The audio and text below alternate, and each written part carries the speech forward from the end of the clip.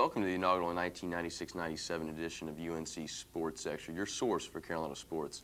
I'm Matt Bachman alongside co-host Joe Miller. How you doing? This year we're going to have a really great show. We're going to be talking about the Tar Heels' successful football season so far. We're going to be going through the season as they hopefully progress to the next level as everyone seems to want them to get to. And later in the year we're going to be going over the basketball season. They look very promising. They're returning with Antoine Jameson and Vince Carter. I think they're going to be a lot better this year than they were. Maybe they'll get past the second round of the NCAA championship, and I think we're going to have a lot of fun this year. So let's talk about football right now. Tar Heels are getting off to a really good start. They're 3-0. A lot of people didn't think they'd be doing this well, and right now we're going to review the game that they played recently with Georgia Tech.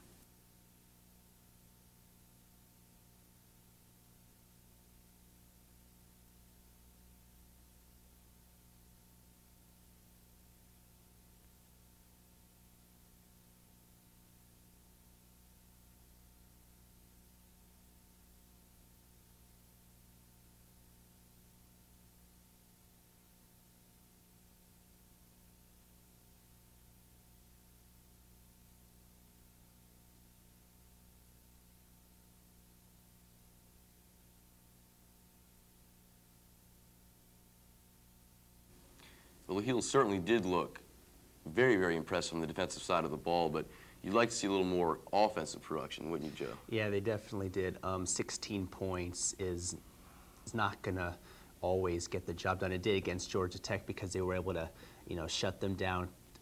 Georgia Tech really handed them the game in a lot of respects. They had, I think, 4 turnovers. Five turnovers, yeah. And the Georgia Tech offense, for the most part, looked very flat, especially in the second half. They just looked very uninspired, I think. Well, I don't know if you can blame that on Georgia Tech. Carolina's made everybody they played this year look flat, and last year as well.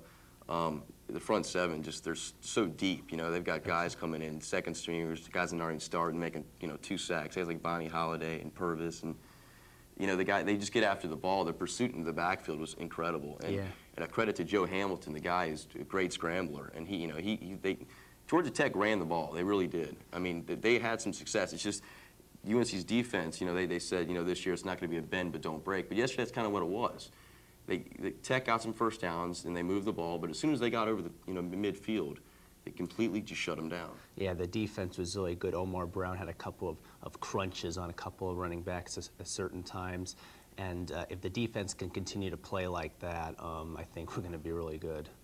They do have some things to wrinkle out in the offensive side of the ball, though. They drove down first, missed the touchdown, got the extra point. But after the opening drive, they really they were given great field position a couple times. Brian Simmons just takes a punt out of Middleton's hands and get the 12-yard line. You don't be in no points, not even a field goal. I mean, that's just not solid. You've got to improve that. You like to see when you get 5 turnovers to put more than 16 points on the board. To put the game away. The game should have been put away in the third quarter. Oscar Davenport should have been in the game in the fourth quarter throwing touchdown passes. They got to make sure that they make their extra points. That's one of the easier things in the game. It's hard compared to the NFL in terms of field goals because you're not kicking straight in the center. You're kicking more towards the sides. But the extra points are right there in the middle, and they need to make those. They've had trouble with those in the past, with last year, and that's going to be crucial in the future. Fortunately, because of the defense, it wasn't much of an issue. But, yeah, the special teams looked great in the first game of the year, I thought.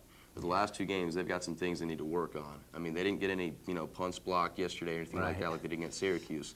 But the kick coverage was atrocious. I mean, they were like shoestring tackles right and left to save touchdown returns. I mean, really. And Georgia Tech, another credit to the defense, the field position Georgia Tech had was good. They really, I mean, one time they started inside their own 10. A lot of times they started on midfield, and credit to the defense, they did not. Yesterday's defensive performance is probably one of the best performances I've ever seen by defense. The fact that they've gone 2 games at home without giving up a single point. Not to scrub teams like Tulane in the past who you shut out. Right. But 2 teams that were around top 25 teams. Yeah, they're playing quality teams. They haven't had any of their pooch games yet with Houston and Louisville. They've had some tough opponents so far, and they've shut them down. Yeah, talking to Leon Johnson in the spring, and Leon said, well, I was talking about the tough schedule. I asked him, the question was, who does the scheduling around here? Because, I mean, that's a tough schedule to open with the 5 teams that you lost to the year before. And Leon said, well, we want to start like that this year. We want to come back and prove to people that it's a new team and whatever. And obviously he meant it, because the Tar Heels are just a new team. They've got confidence, they've got chemistry, and they're playing so well together. It seems like with Mike Thomas leaving, Marcus Jones, now the defense isn't a one-star unit, and they're just playing together. They're playing smart, not turning the ball over. That's huge. They're probably #1 in the nation in turnover ratio right now. 2 giveaways and 11 takeaways. Chris Keldorf's really been a major surprise coming from a junior college. I don't think anyone would have expected he'd be able to step up to this level in Division I so early. He's played as good as any quarterback in the nation right now. Yeah, he's so poised, and he doesn't seem like he's feeling the pressure at all. Maybe he doesn't know how big of a game it was against Clemson. How go to the Carrier Dome, coming from a JUCO. It seems like he's kind of ignorant to the pressure and to how big the games are. But it seemed like to me maybe he started feeling a little bit of the pressure yesterday. He said he looked kind of erratic in practice last week, and he didn't have a bad game. I mean, the thing is, he doesn't make mistakes. He does not throw interceptions, which is strong. Right. He throws the ball in when he doesn't have it, and that's going to be key. But he just didn't look as crisp as he did in the first 2 games. But he still played a solid game. There was a lot of short passes. He's not too big on the long pass, I think. Especially in the early games, he's thrown a lot of passes for 10 yards, 12 yards, and only a few of his passes have been really long, except like in the Clemson game, he had a couple of long passes for touchdowns. Most of his passes have been fairly short, and that's helped his completion ratio. It is. It seems like the Tar Heels wait till 3rd down, and then they find like Nay Brown over the middle for the. I don't know what the play calling on some plays. It's a little conservative to me to kind of run up the middle on 1st down continually.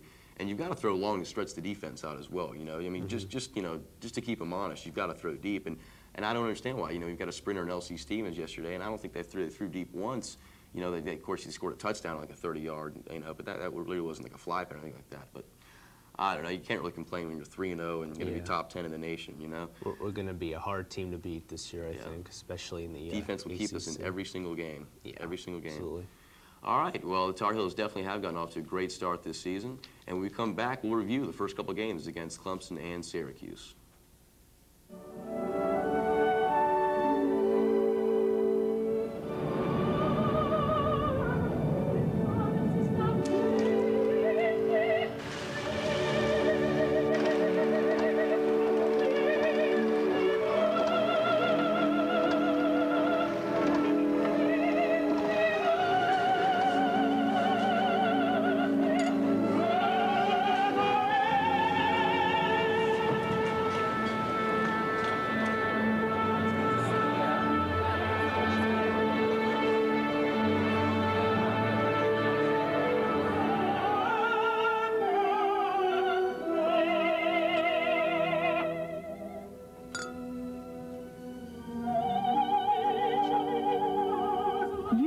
TV brings you the best seat in the house, yours.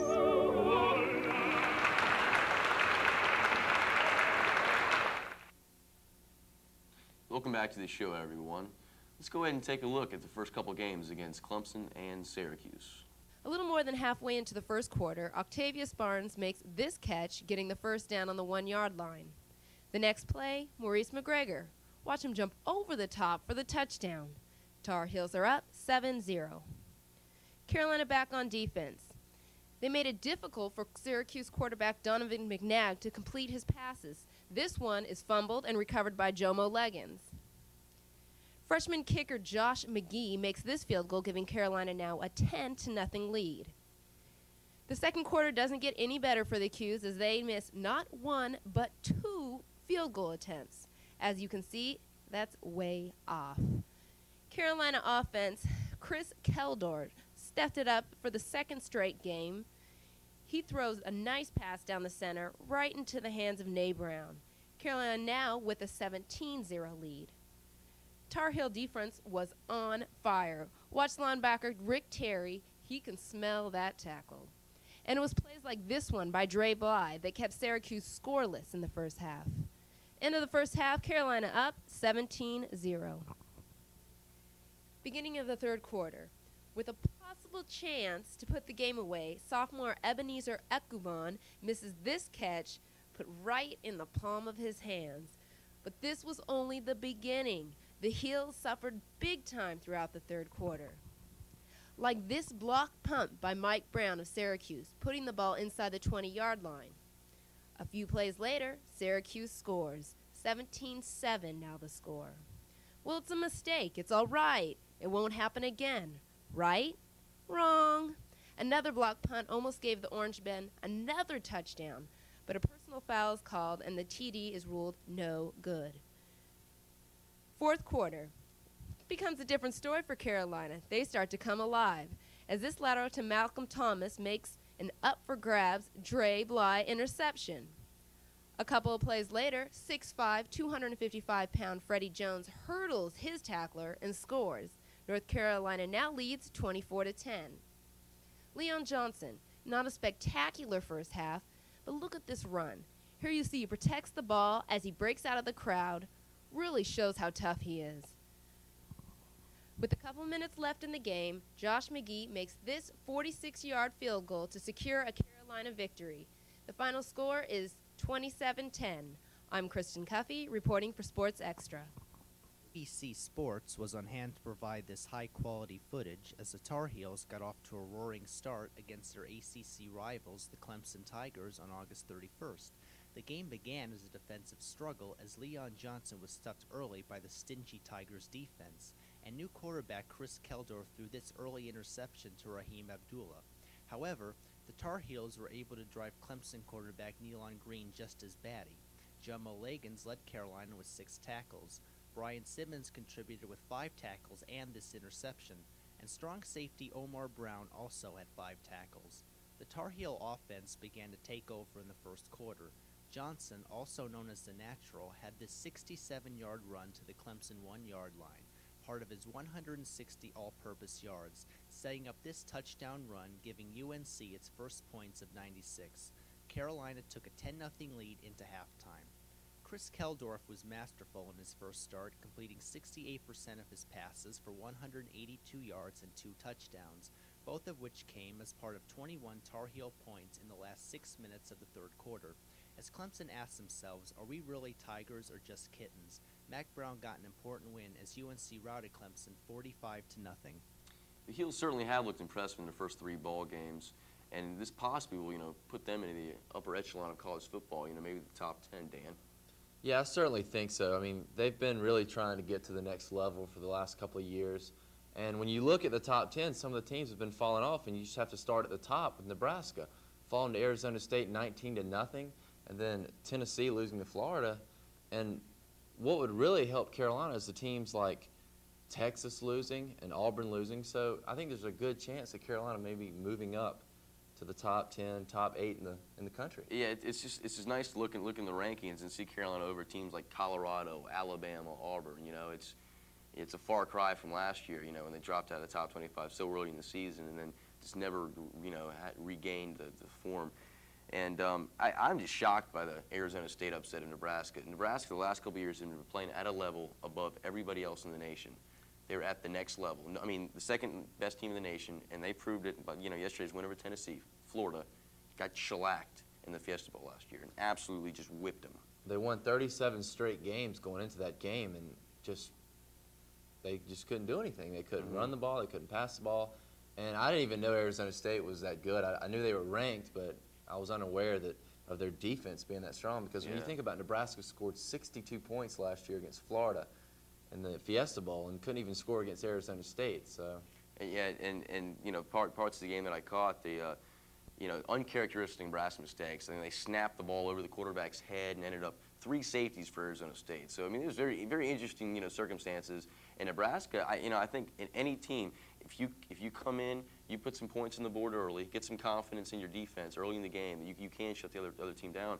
The game really can turn in your favor. And last night, that proved it. Well, I think Carolina showed that if you can step up your defense, that'll definitely help the offense. So I think definitely it's a great time to be a Carolina fan. I was a season ticket holder when we were 1-10, so I can rejoice now when I look back and see and look at us and beat Clemson 45-0 in Syracuse. So it's a great time to be a Carolina fan. And rankings are fun to, they don't really mean much at this time of the year, but you're always kind of jockeying for position for the Bulls and later on in the season. And, you know, it's just a fun thing to play around with. You know, we'll see where you're going to get ranked the next week. And I think Carolina has a legitimate shot of being a top 10 team, you know, by the time they go down and play Florida State, you know. I mean, you know, Texas losing to Notre Dame, they should probably jump ahead of them. And, you know, this could be the first time that 2 top 10 ACC teams play each other since like 1981, when a Clemson team that was ranked third, beat the 8th ranked Tar Heels. And I believe so. I think it will be. And I think the only thing about Carolina is they can't look ahead. They can't look ahead over a Maryland, over a State, a Duke, Virginia.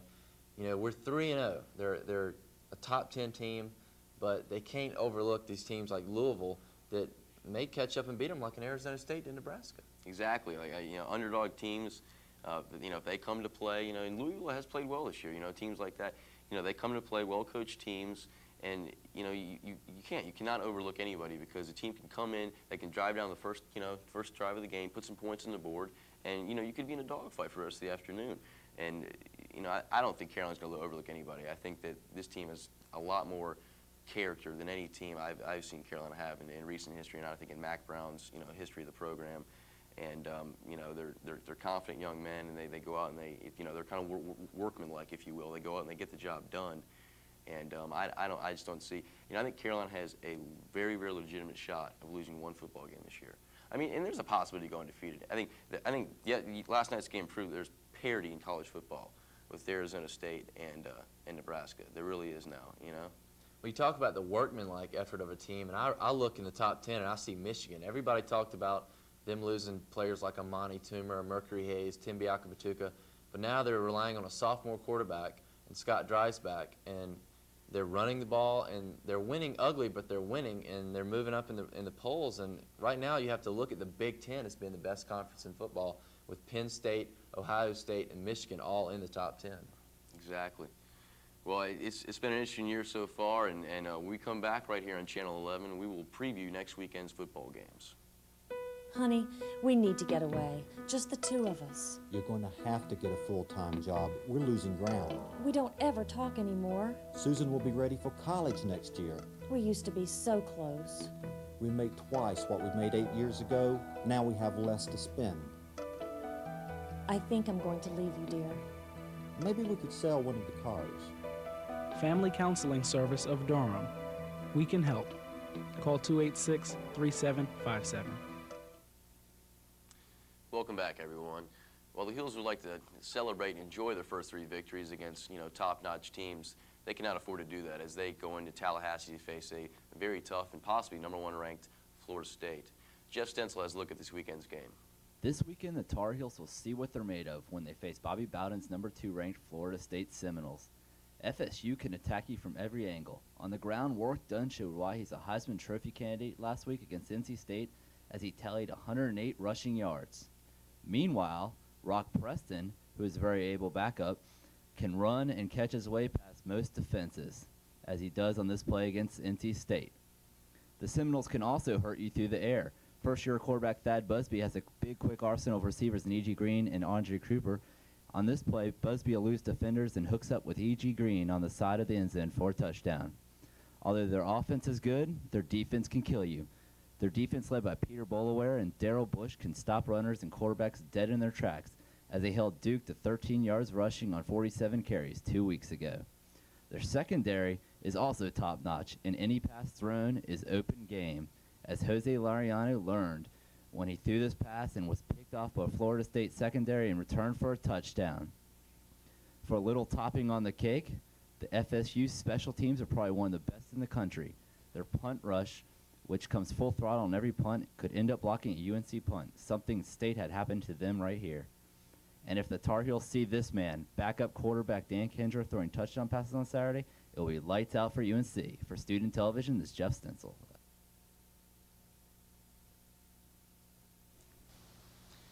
You know, I think when you look at Florida State, each and every year under Bobby Bowden, who's obviously a great coach, they've just got so many athletic players, Joe, on that team. They've got so many guys that flat out get after the ball, offensively, defensively. I mean, they're all over the place. Special teams, that's one of the reasons why their special teams are so good, because they've got so much depth and so many players out there that can get the job done. They're able to get good recruits because, you know, they're always winning. So all these good players are attracted to that score. Like Thad Busby, this is the first year that he's led the team after Danny Cannell left, and he's done a great job. He looks like he's fitting in well with the offense with Warwick Dunn, and that's we got a powerful team. They're going to be a serious opponent for us next week, a lot harder than anything we've faced or will face probably this whole year. Yeah, I mean, exactly. I mean, they're not ranked in the top 3, you know, like every year, year after year for, you know, for no reason.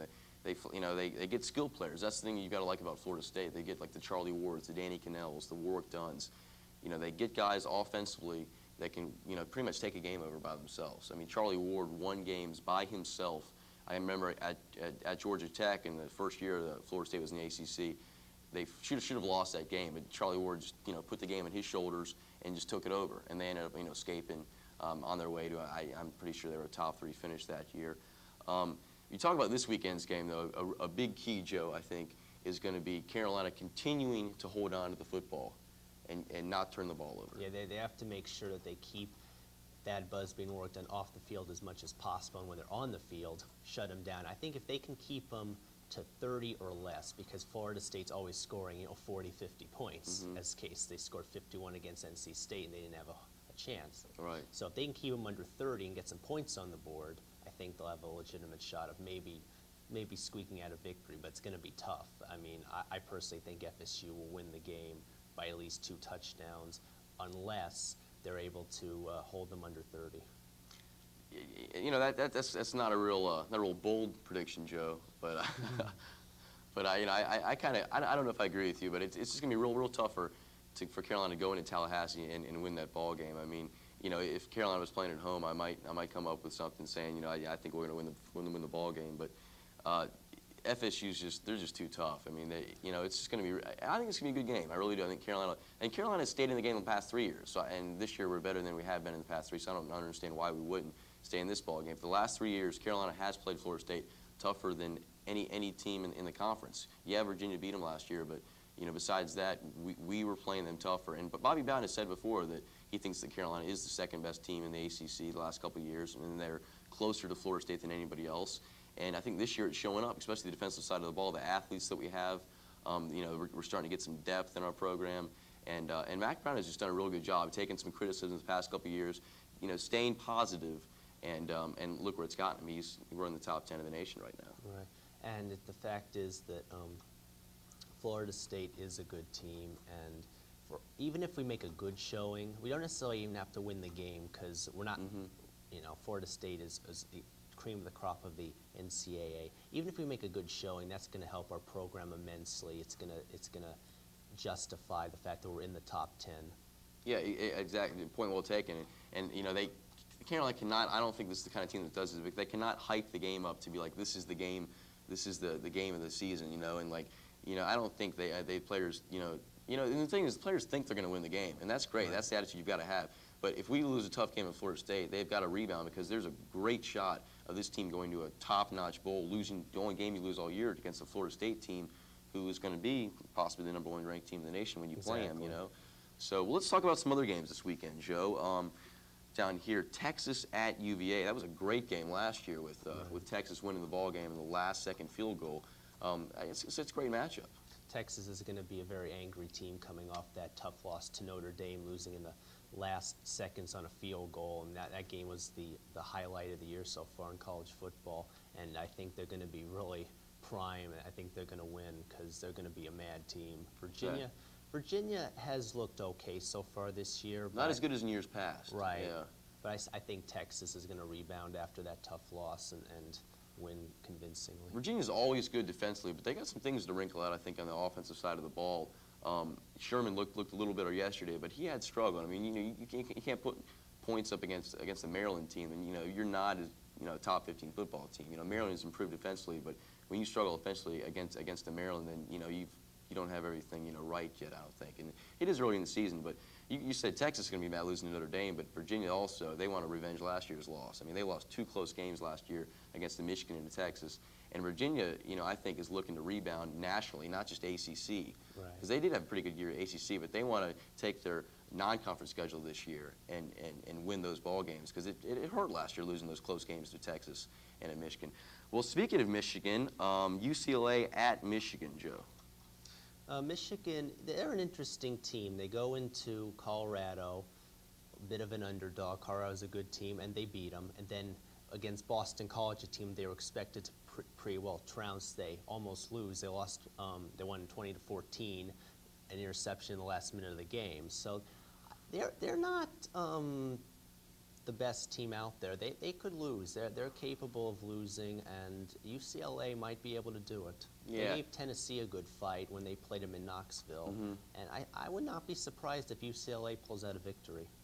It's a little bolder of a prediction, Joe. I like that one, but I just don't see Michigan losing this ball game. They're a very well-coached team going into Colorado, winning that ball game. They've got great depth at the running back position, which I think is real key in college football. Dreisbach's a solid quarterback, but the main thing is they're real good defensively. And you know, although they did struggle a little bit against Boston College, you know, they find a way to win ball games, and that's more or less what they've been doing. They haven't been blowing people out. You know, they just find a way to win ball games. And UCLA is just they're hurting. You know, they're missing Abdul-Jabbar. You know, they need a guy like that, a game breaker, I think. And it's a tough ball game. I think Michigan's got to win that one though. Virginia Tech at Syracuse. Syracuse, I think Virginia Tech will win this game. Syracuse has been they've been struggling this year. I don't know if they're totally over the loss against UNC. They've lost a lot of games at home, especially early in the season, and I think Virginia Tech will pull it out. Yeah, I agree with you on this one, Joe. Syracuse is just struggling. It's kind of what happened to us last year. We go into you know, the first game of the year, hyping big. We're 20th in the nation, and it just didn't happen. And you start thinking, you know, are we a good football team? You start, you know, and the mentality of college football is so key. People don't realize that. You know, we're talking about young kids. We're talking about 20-year-old kids out here, and confidence level and momentum is real key in college football. And that's why Carolina's got off to a great start, and that's why Syracuse loses to a team like Minnesota, who nobody would have dreamed they'd lose to, you know, beginning of the season. But Virginia Tech and quarterback Jim Drunkenmiller, that's one of the best names in college football, I think. He's, you know, they're a solid team. Virginia Tech's a solid team, and Syracuse at home, he's got a little bit of advantage there. But this game to me is a little bit of a toss-up. Syracuse is going to look in a rebound. If they lose this game, it's pretty much their season. But Virginia Tech's a solid team, and it's going to be a great game. It's going to be a good game.